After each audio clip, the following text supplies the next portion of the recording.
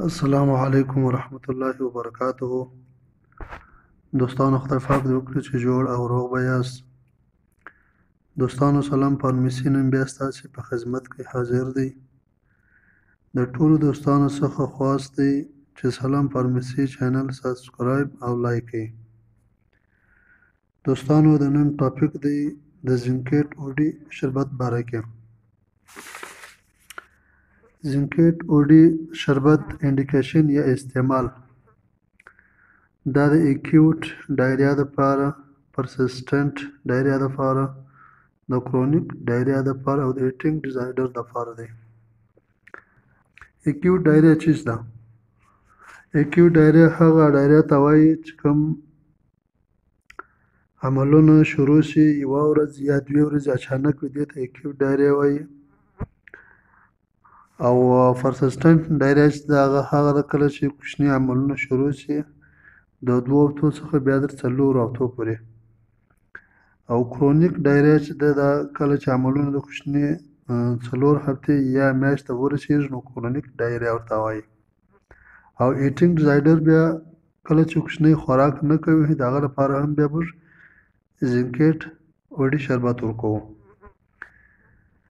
د دې ډایریا د ډایریا ساین او سمپټم چې دي، مثال علامات یې څه دي؟ بلډي سټول دی، په غټ بول کې بې وینه یي، فیور ان چایلډز دا تبه به لري او کوچنی به ریږ دی، لرزش به لري، ابډامینل فیم به لري، د نس درد به لري. د دې ډوز یا مقدار په کم اندازه باندې دی. تازه کوچنی چې پیدا سي بیا د 6 میاشتو پورې نیمه کاچوغه د ورځې صرف یو وارې، او که د 6 میاشتو څخه پورته وي د کال یا د 2 کاله بیا صرف یوه کاچوغه د ورځې یو وارې. او د دې ساید افیکټس چې دي زینکیټ شربت د دې صرف سکین ریشز دي، دا زیات ساید افیکټ نه لري. او ډایریا چې ده دا د ټولو څه زیات خطرناکه ډي هایډریشن پیدا کوي. ډي هایډریشن مطلب دا د بدن چې کومې اوبه دي یا کوم الکترولایټ دي هغه کموي. نو بار بار باید موږ ته یو کوچني ته اوبه ورکړو، الکترولایټ د کوچني د لپاره راکړو. دوستانو خدای دې وکړي دا ویډیو ستاسو د خوښې وړ ګرځېدلی.